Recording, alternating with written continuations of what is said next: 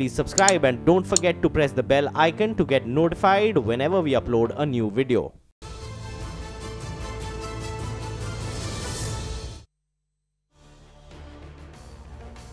Hello and welcome to the CNBC TV18 CII CEO panel, coming to you live from the World Economic Forum in Davos. This is the largest congregation of Indian CEOs that we have with us here.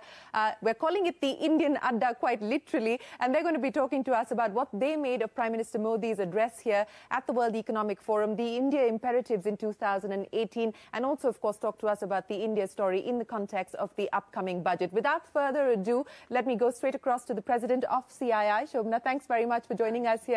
Let me start by asking you, what was the most significant takeaway for you personally from the Prime Minister's address? Shereen, I like the fact he spoke in Hindi. A lot of it was from the heart, and he actually did it in 3 parts. What the India story he pushed really, like he always does as a great champion. But in this, he was talking about what are the 3 major challenges for India, for the world, very relevant.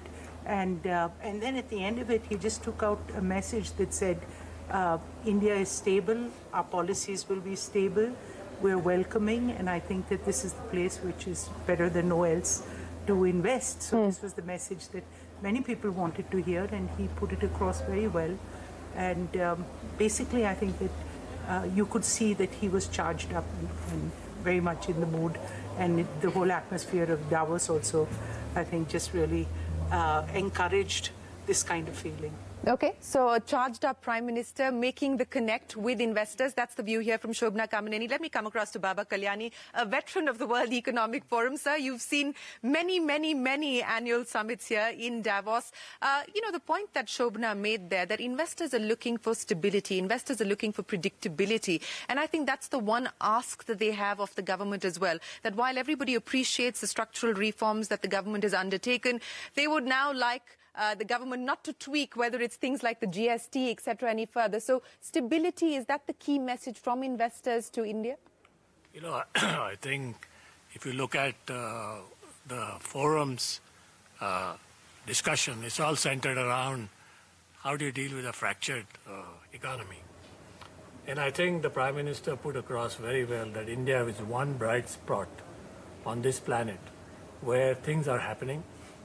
Of course, he assured the people and the investors that they're not going to see things that get done and undone, kind of. So there is stability in terms of policies, there is progress.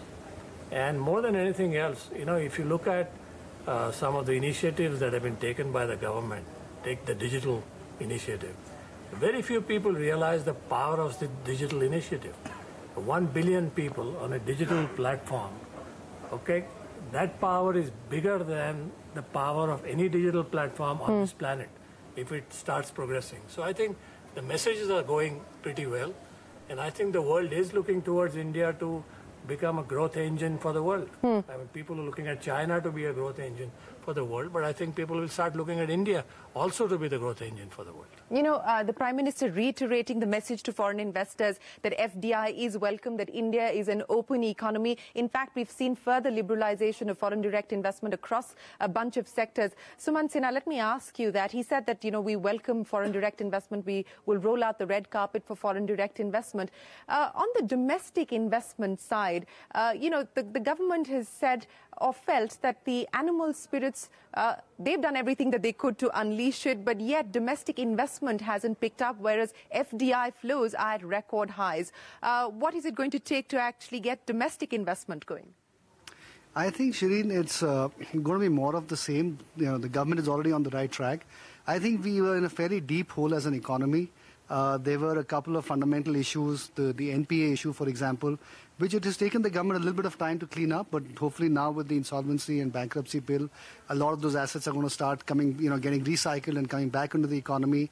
So I think once those kinds of unclogging of the systems happen, I think that's when you'll start seeing new investments taking place.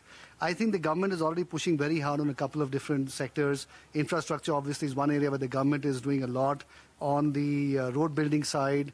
On the aviation side, there's a lot happening. Clearly, in my sector, in renewable energy, there's a lot going on. So you just raised more foreign money. So you believe that the FDI flows are likely to continue to be as robust as we have seen them? I think so. I think they'll actually pick up quite a bit because even in the context of a relatively middling Indian economy, the opportunity certainly was there, and that's why you had so much FDI coming in. As the economy starts perking up and as all of these marketing efforts on the part of the government to market India pick up, I think you'll start seeing more and more FDI coming in. And I won't be surprised if FDI numbers even double from where they are right now, which would actually make it a bit difficult for the rupee because that will start strengthening. And, there are all sorts of other issues. But for the fundamental, I think, issue is that the economy is getting unclogged slowly. Sectors are going to start getting opened up.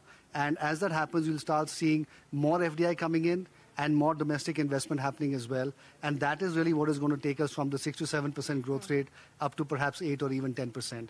And so I think that's what's going to happen in the next few years' time.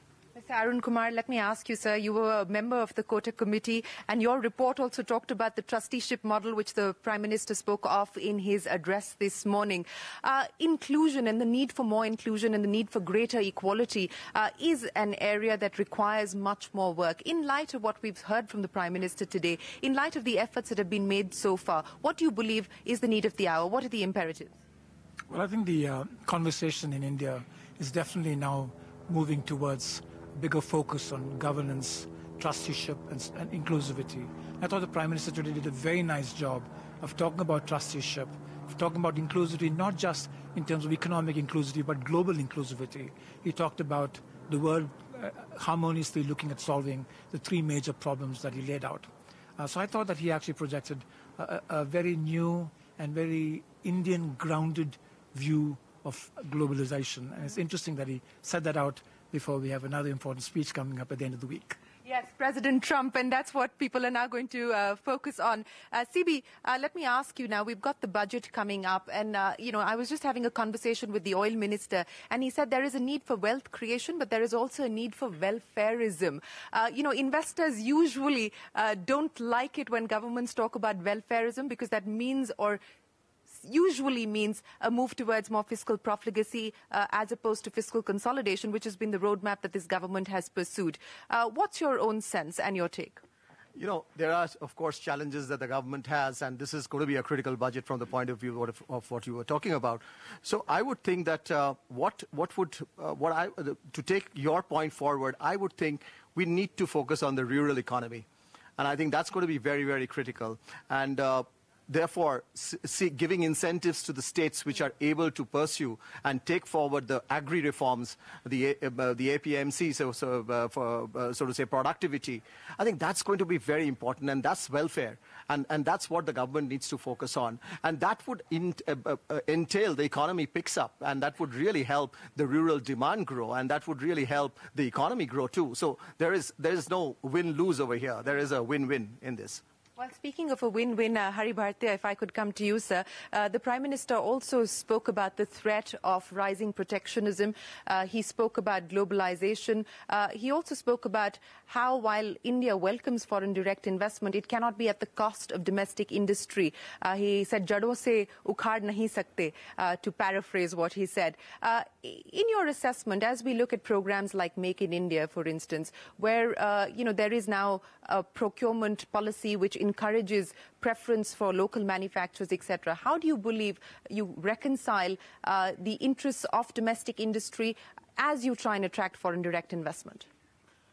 Firstly, Shereen, as you heard, he talked about Vasudev Kudumbakam, which is that world is a one family. And in that, he said that we have to work together. But as far as foreign investment is concerned, he said there is a huge opportunity for the businessmen that he met in the World Economic Forum to state that what they could do when they invest in India in terms of the large market. But he also said, yes, and I think it was a very powerful statement, saying that कि हम जड़ से नहीं उखाड़ेंगे, जैसा कि आपने कहा. But one message that went very hard, that he's a man who takes long-term decisions. So he's not working for short-term. And his policies will be stable. if you look at his rule as a chief minister, he never gave sops, and he never believed in that. His policies were long-term, whether it is for industry or for agriculture. And his idea was, if you look at fiscal deficit, if you look at inflation, we have an average of 3% in the last 3.5 years. So I think that belief came out very strong, that you can trust him, and his ability to connect dots. If you look at, he talked about technology, he talked about making it easy for doing business in India. And making it easy to live in India. Live in India. So I think I've never seen somebody who can connect all the dots and explain the strategy that he's working for. Okay. We've been talking about the fiscal deficit, but I want to address the infrastructure deficit that India has suffered from in the past, and this is a big focus area of the government. Kapil Vadhavan, let me ask you, there's been a lot of public spending on infrastructure. More is expected in this budget, whether it's affordable housing or the road sector. What's your own expectation, and what do you believe is the need of the hour from here on? I think it's no surprise to anyone that infrastructure is the key spend area and should be for the government. Now, we've been in housing and doing housing finance for more than 30 years now. This is probably the first time, in these more than 3 decades that somebody has talked about a vision for housing, and specifically affordable housing. The shortfall in housing is too big to be met by a few players. And the efforts around, creating the right environment, setting out a vision, 2022 housing for all, in a country which is having close to a 40 million unit shortfall. But is it realizable? I guess we have our own challenges. Housing is a state subject in our country, and land continues to dog infrastructure effectively. But yes, whatever efforts the state governments are making are in the right direction. Whoever we speak to at the state level, they really want to find a solution to move forward and house as many people as possible. So linked to infrastructure and housing is, of course, what you do, Puneet. I mean, what is the story looking like at this point in time in terms of demand, in terms of consumption, in terms of the green shoots that we're starting to see? How strong do you believe the uptake is, and what is your own expectation for what the government, as well as the private sector? I mean, we keep talking about what the government must do, but what must the private sector also do in 2018? Shereen, first of all, I want to say it's my first time at Davos, and I am very proud to be an Indian here. I gave my passport to the immigration officer, and when he looked at the Indian passport, he told me, you are going to be the next superpower. So I think it was a very proud moment, and I think today the Prime Minister positioned himself as a world leader who is thinking beyond India, not just about growth in India, but he spoke about how India goes and helps its neighbors. He also spoke about the fact that India can offer an interesting paradigm to, for compassionate capitalism around the world. So it is about prosperity and peace. It's about wealth and wellness. So I think there was a dialogue and a paradigm which was much bigger than just India, and he positioned India at a global stage. So the international image is increasing. Now, coming back to infrastructure, I think there has been a lot of acceleration. The roads construction has gone up dramatically. 48,000 kilometers of rural roads were built last year. It's 2x what it was here. It's 2x what it was earlier. Rural electrification has gone up dramatically. We are also seeing, increase in this affordable housing and even irrigation projects. There's huge spend in railways, $130 billion they plan to spend. Huge spend in airports and ports, at least on paper. Of course, India is a democracy and a federal structure, so some of these investments will take off over time. But I think from a private sector standpoint, a lot of consolidation will happen due to this NCLT and insolvency. So I think once this consolidation... You're going to play consolidator? I think we are already playing. And I think this once this insolvency thing is flushed out in 2018, I think economy will be on a very strong growth path, post Diwali or early 2019. Okay. That's my sense. All right. So it will take a little bit longer for the recovery to sort of look as robust as we hope it will. Let me come to Tarun and Nidhi. Tarun, CB there was talking about the imperatives for the agriculture sector. The government's objective is to double farm income. You know what the situation is like as far as the agrarian economy is concerned. Linked to that is also this vision on clean energy. On both those fronts, what did you take away from what the Prime Minister said today? And what is it that you would like to see in terms of specifics? So I was delighted to hear the Prime Minister talk about India's role as far as climate change was concerned.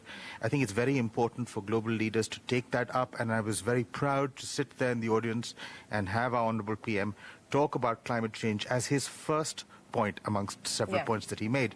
And that does have imperatives as far as agriculture is concerned, as far as sustainability is concerned. Now, turning towards India, the next budget is going to be the last complete budget before the next general elections. So my hope is that some of the promises that the present government has made in terms of doubling farm income by 2022, a lot of that gets flushed out in greater detail. Policies are detailed over the course of the next few weeks that will allow the public to gain an idea of what are the imperatives and the roadmap that the government has. Now, this is not just in terms of rural income, but it's also very much in terms of sustainability. That's an area that has been a focus for this government. Going forward, I think that investment from the government sector is going to play a pivotal role in ensuring that.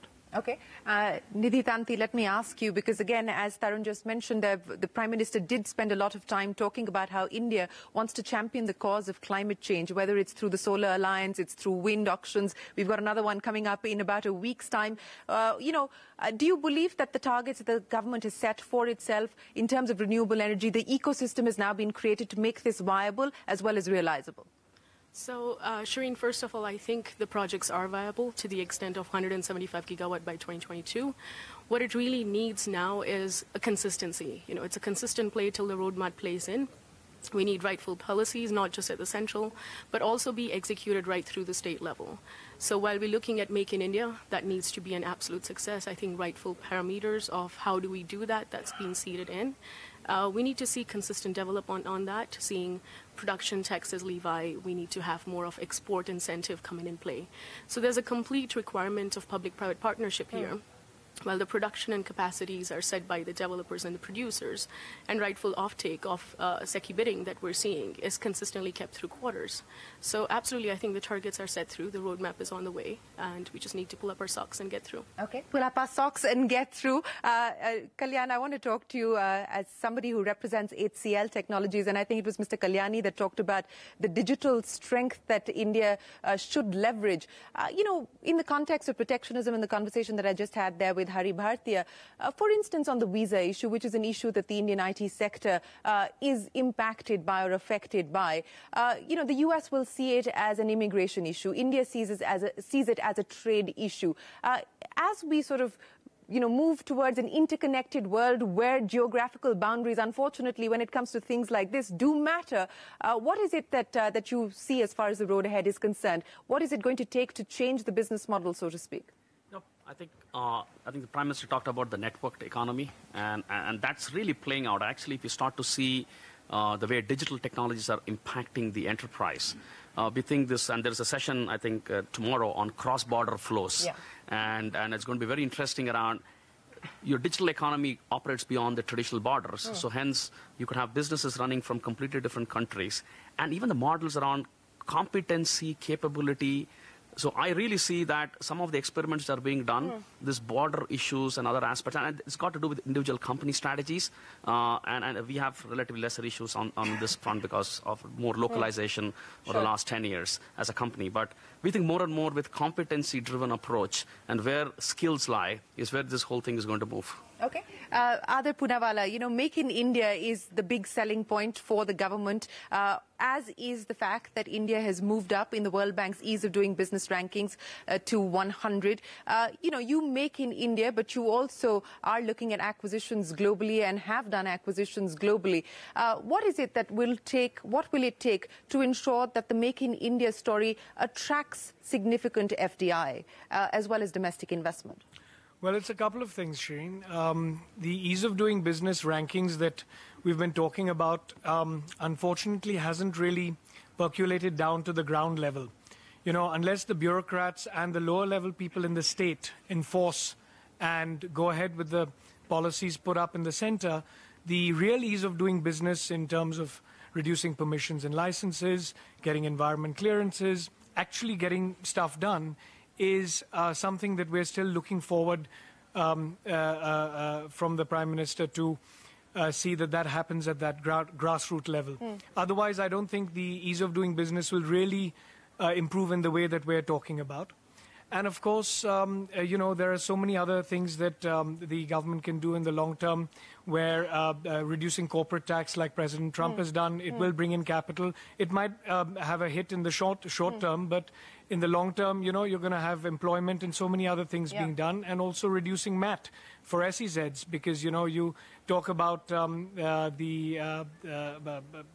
been talk that it might come down, and SEZs really, if you look at about 200 SEZs that are functioning today, contribute to something like 400,000 crores worth of revenue, create employment, and develop the outskirts of a city, because, you know, you do up the roads and so many other things over there. So there's so many benefits. And I think these are the things that maybe, you know, they can look at. Let's do a dipstick here. We've got the brightest Indian CEOs here. Adar Poonawalla raised two specific issues, and the budget is around the corner. Corporate tax reduction to 25%, which was the stated objective of the government. Those of you who believe that we are going to see that in the budget, please raise your hands. Okay. Yes, in this budget. Okay, minority. That's three. No, I said they presented the roadmap when they came to government. So do you believe that it's going to be this budget that happens? I completely believe, and there has to be a cut in the corporate tax as promised. The roadmap has to be, they have to walk the talk, and there is need for boosting demand. It's very much on the cards. We believe that has to happen. It will happen is what you're saying. And I do believe that it will happen.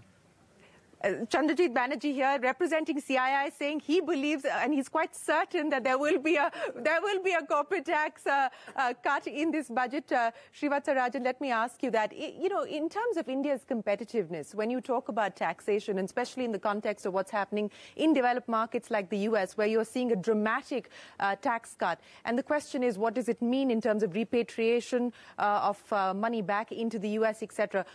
For India's competitive advantage, what is the need of the hour today? So I think the tax cut is only one component of it. I think we have to look at this from a far more holistic perspective. I think we have to look at labor reforms. We have to look at which I believe was something that was brought up at the dinner yesterday. Labor reforms again was mentioned to the Prime Minister as an agenda item. Yes, that has been on the agenda of the government for a very long time.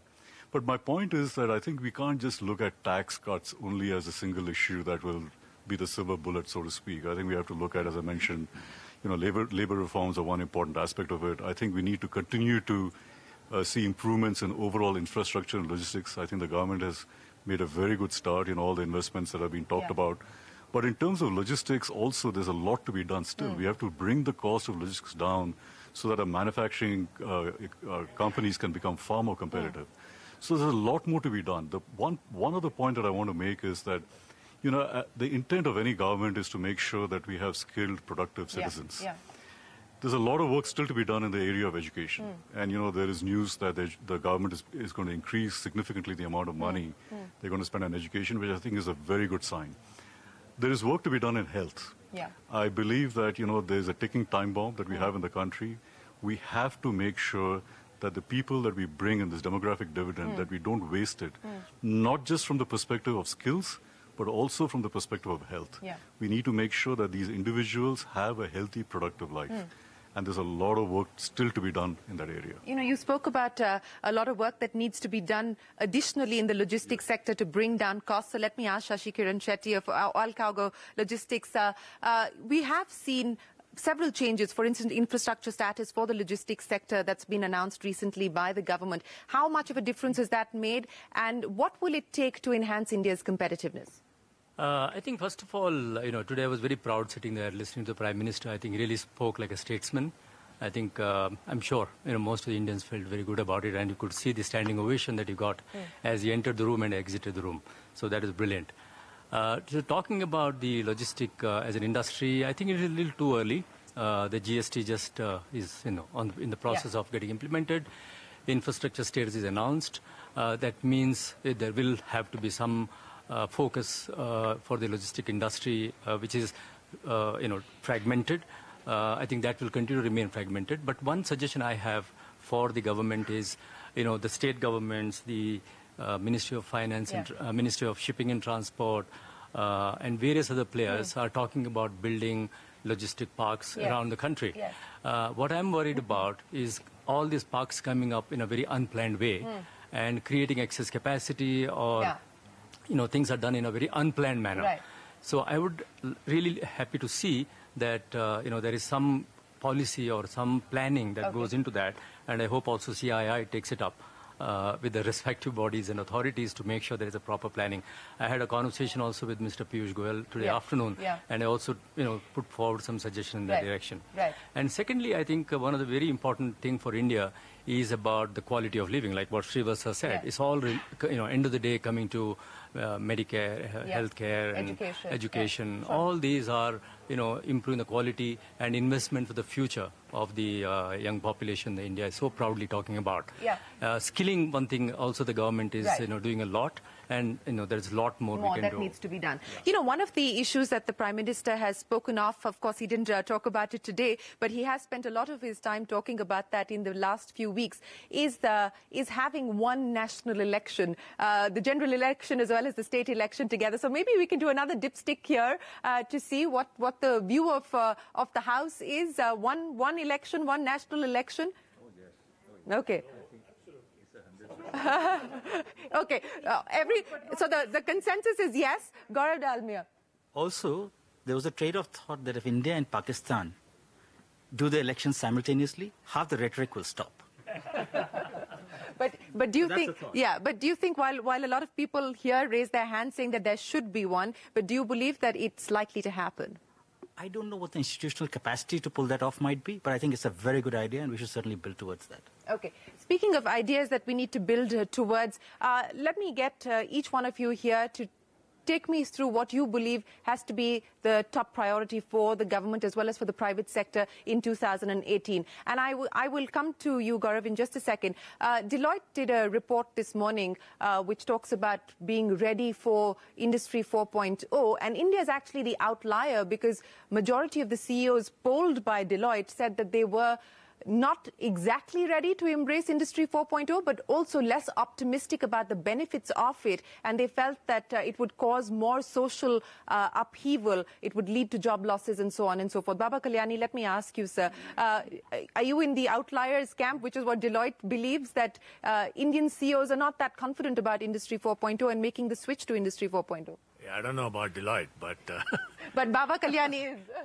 I can tell you, if you don't embrace Industry 4.0 and all its attendant technologies, whether it's IoT, whether it's AI and all those things, in the next 2 to 3 years, you won't survive in the marketplace. You simply won't survive. You will be uncompetitive. I think there's a lack of understanding in the system what Industry 4.0 is all about, what technology is all about. All you need to do is step into that other room and look at what the Chief Minister of Andhra Pradesh and his bureaucrats have done. They have set up a blockchain system for accounting. We don't even know what is blockchain. Okay? They have set up IoT systems that switch on and off their lights all across the state. Put on, agricultural pumps. Monitor everything that's happening in every village. But we need to make the switch to it faster. This year, the World Economic Forum had women co-chairs, all women co-chairs. This is an area where we continue to lag. And Shobna, let me ask you this. What is it going to take to get India to move up the gender gap rankings? I think that, the last time the study was done, from then to now, we've definitely moved a bit because as I've been traveling and seeing India, but we need to do three things. It doesn't show in numbers, though. We need to do three things. One is that the corporate workforce, like everyone in CII, all our members should sign up and say, we'll be equal opportunity employers. Has to start from there. same time, we have to start working in the rural areas to create more empowerment, create more jobs. And then the third is actually something I don't like, but we need to create those reservations, so at least for a time, so that we can get that base up. Because as you've said, there are areas where women's employment has gone down, but there are many areas where it's actually spread out, and in rural areas. And we've done some of the pilots and seen the opportunities are there. I think that we can move up. It makes economic sense. We'll add 700 billion. Yes. So I'm looking forward to that being on the agenda. Yes, and that is certainly something that we'd like to put on the agenda. I'm going to come to each one of you now with one idea in 10 seconds, one idea for 2018. Fast-track justice and ensure enforcement of contracts. Okay, that's a good one. Kapil? Ensure absolute financial inclusion. And that is the need of the hour. Others? Empower the states at the grassroots level to make the decisions they need to. Mr. Bhartiya? Purely on technology. Really big focus on technology. Okay. Srivatsa?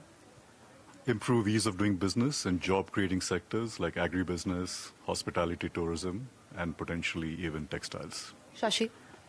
Build more smart cities as soon as possible. I think that is one scheme where the government has lagged behind.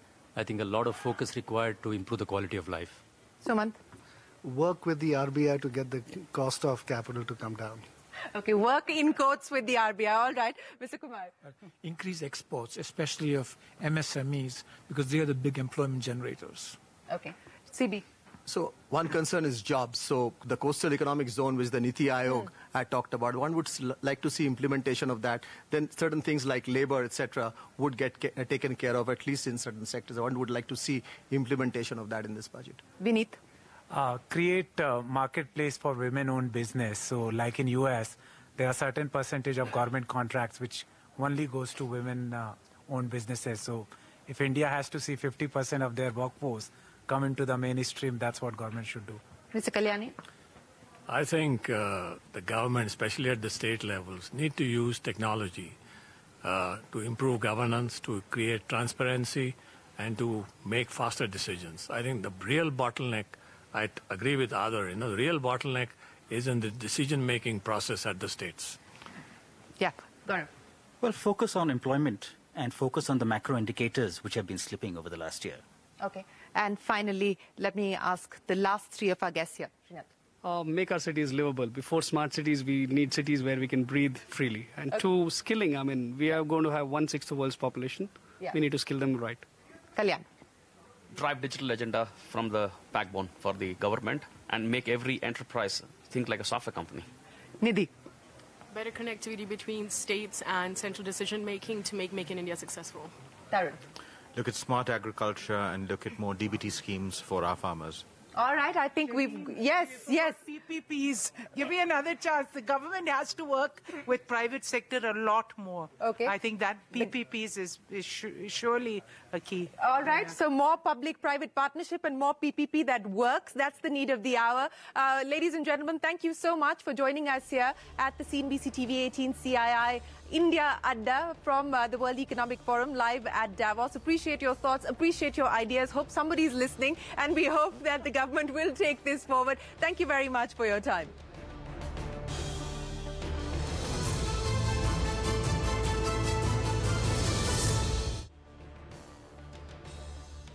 It was a Power Pack panel live from Davos. We are not done with the Davos coverage yet, but for now, let's take a very short break.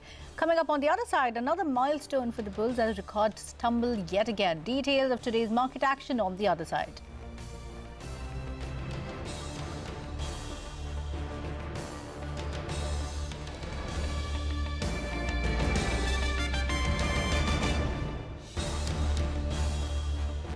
Welcome back. Let's stay with Davos. The big story this evening, Prime Minister Narendra Modi delivered the keynote address at the World Economic Forum's plenary session. Prime Minister used the Davos platform to lash out at protectionist policies practiced by governments in several developed countries, including, of course, the United States of America. Slamming trade barriers is worrisome. Narendra Modi also quoted Mahatma Gandhi to re-emphasize his point. He said that just as Gandhi never wanted the windows of his house to be closed, India today was welcoming the world with open arms. That's not all. Modi also made a pitch to Global Inc. to come and invest in India for prosperity and peace. Prime Minister Modi also said, remember, he was the first Indian Prime Minister to deliver the keynote address at Davos. He also said that it had become much easier to invest and manufacture in India.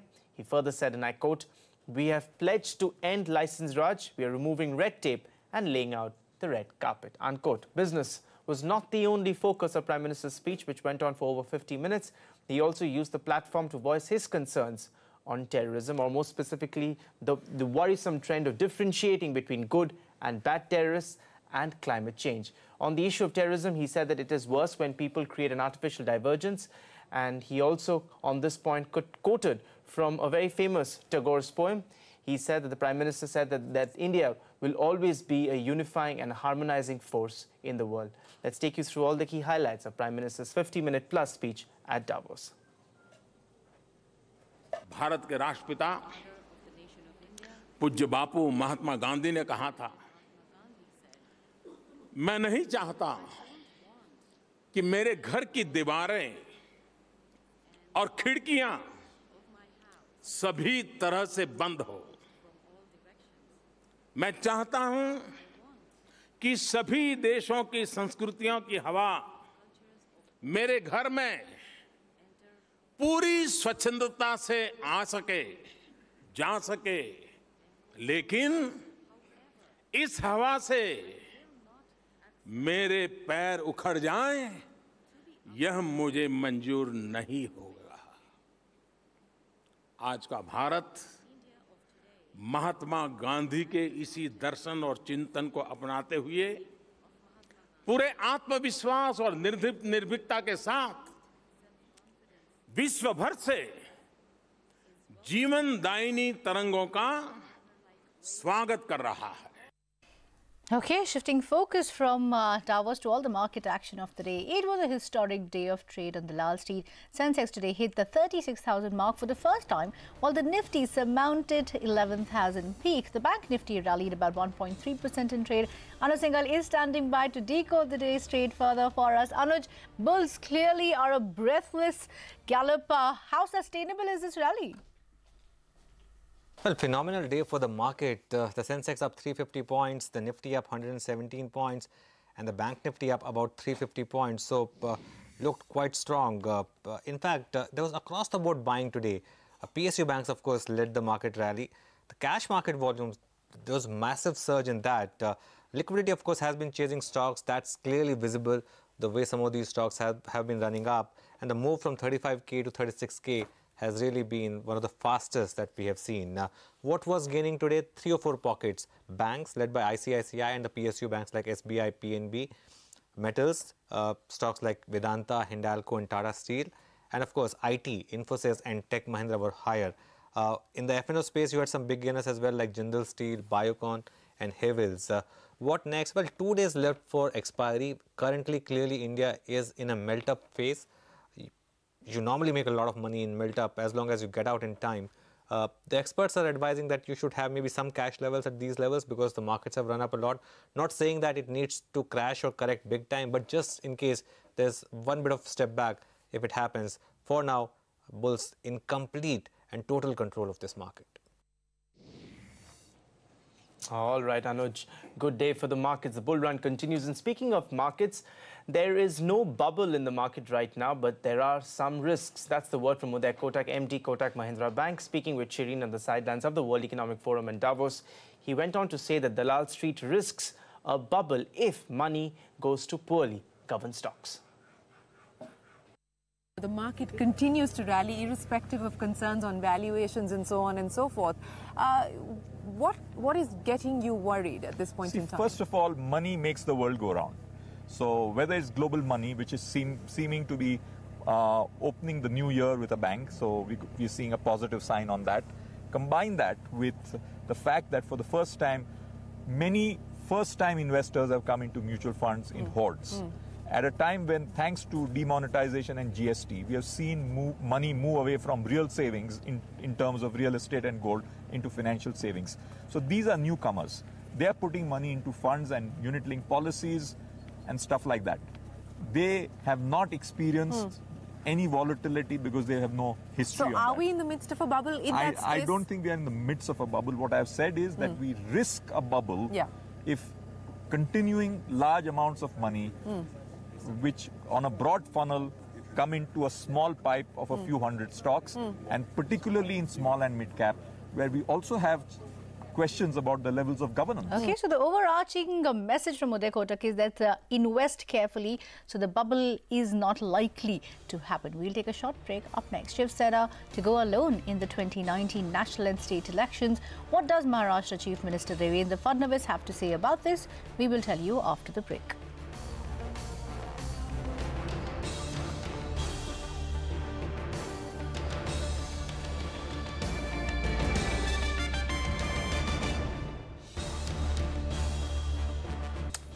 Welcome back. On to other stories now. The Canteen Stores Department, which runs retail stores for the armed forces in India and accounts for 5 to 7% of overall FMCG sales, has its eyes set on automation of defence canteen. CSD, which raked in sales of around 7,000 crore rupees in FY17 alone, is all set to dish out major tech contracts. Priya Shea joins in to give us all the details. Priya. Well, at a time when business is significantly muted for IT companies, there is some positive news coming their way. In fact, we do understand from our sources that the Canteen Stores Department is looking at an automation of all its defense canteens, and this work enables IT automation as well as application management, software development, as well as engagement control models to be put into place. Now, several players, including the likes of PwC, EY, Tech Tree, Tech Mahindra, as well as Microsoft India, have already expressed interest in bidding for these contracts. Do remember that the official bidding process has still not started. Now, as far as the size of the contract is concerned, that is something that we are still awaiting clarity on. But of course, this is likely to be a 3-year renewable contract, and it's likely to be a multi-company contract, as we do understand. In fact, most of this IT automation will be used by the CSD to monitor stock holding across all its defense canteens, and this could perhaps change the procurement models for FMCG companies going forward. In fact, this will be launched on a pilot basis in a couple of canteens before there's a full-fledged rollout on a pan-India basis. In fact, we did check with the Canteen Stores Department, and the company has confirmed that they are looking at automation of inventory as well as opening up of e-commerce operations. Okay, Priya, so some relief as far as domestic contracts in the IT space is concerned. Let's move on though, and here's the big national story of the day. BJP's oldest ally, Shiv Sena, has decided to fight the upcoming Lok Sabha and Maharashtra assembly polls alone. Now, the party took this decision during its national executive meeting. This effectively brings down the curtains on the BJP-Shiv Sena alliance, which first took shape almost 28 years ago. Both the parties had fought the 2014 assembly elections in Maharashtra separately. They did manage to reach a post-poll understanding. They have been saying many things, but I don't want to comment on that. As of now, we are in a government. This government will complete its term. Shiv Sena and BJP together will complete our full term, and whatever it takes, I'm sure we'll get the next term as well. Meanwhile, the Supreme Court has reiterated its earlier stance on Padmavati. It's made it very clear to the Madhya Pradesh and the government of Rajasthan that the film will not be banned in their respective states. Remember, both these states had moved the apex court yesterday, asking the court to reconsider their earlier decision, citing law and order situation. But the court today dismissed their plea and instead ordered them to take adequate measures to maintain law and order when the film releases later this week.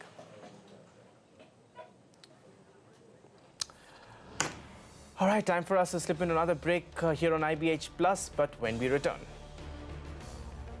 I love awards. Like I mentioned even last night, movie stars are meant to be narcissists. That's Shah Rukh Khan at his candid best. Why? We tell you when we return.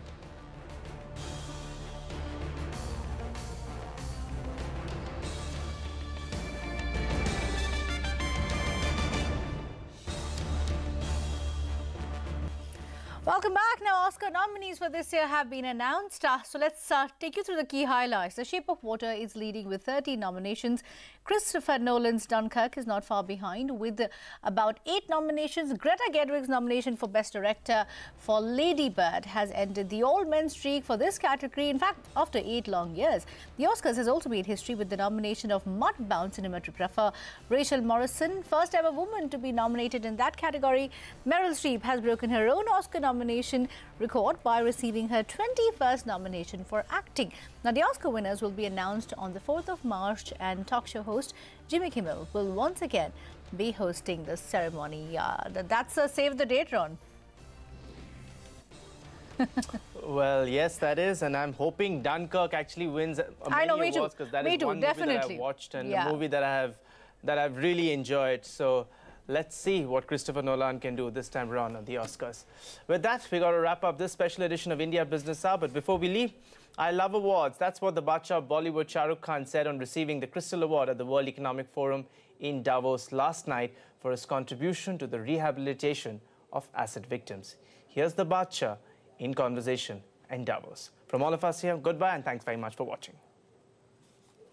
I've always maintained this, and I think a lot of people, and I'm being very honest about it, I love awards. Like I mentioned even last night, movie stars are meant to be narcissists. And we're supposed to be self-obsessed. And when we do a job, a film, or an act, you want to have the biggest award. And I'm, as a matter of fact, if I may say so, rather greedy for them. But having done this work, what I was doing, I had no idea, to be really honest, that awards like this exist.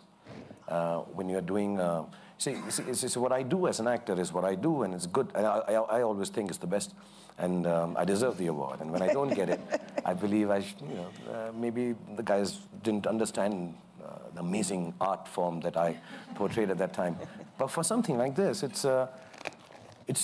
I'm not saying it with modesty, it's truly undeserving.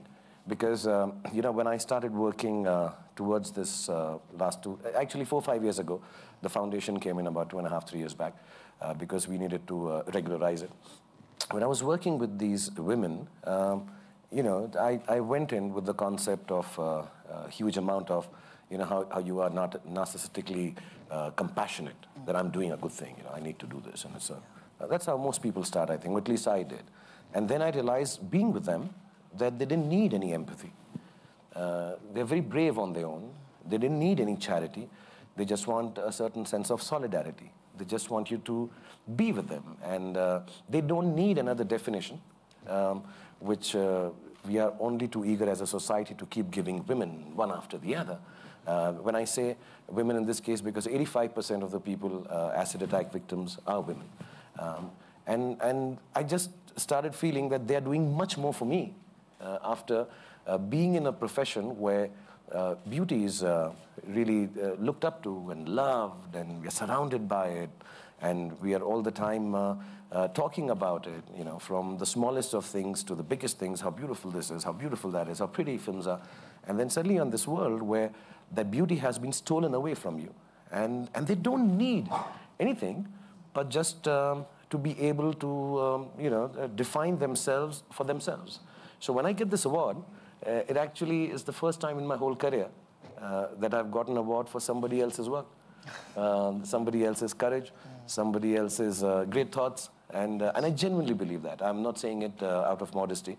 So it's really nice that I'm here, also meeting so many people who have a similar strain of thought as I have, on much larger scales in terms of setting up foundations. That's something I don't know how to regularize as yet. So I'm here to learn, and I was very, very humbled, and I'm extremely grateful for the award, and especially to Mrs. Schwab for holding it for so long while I gave a long speech.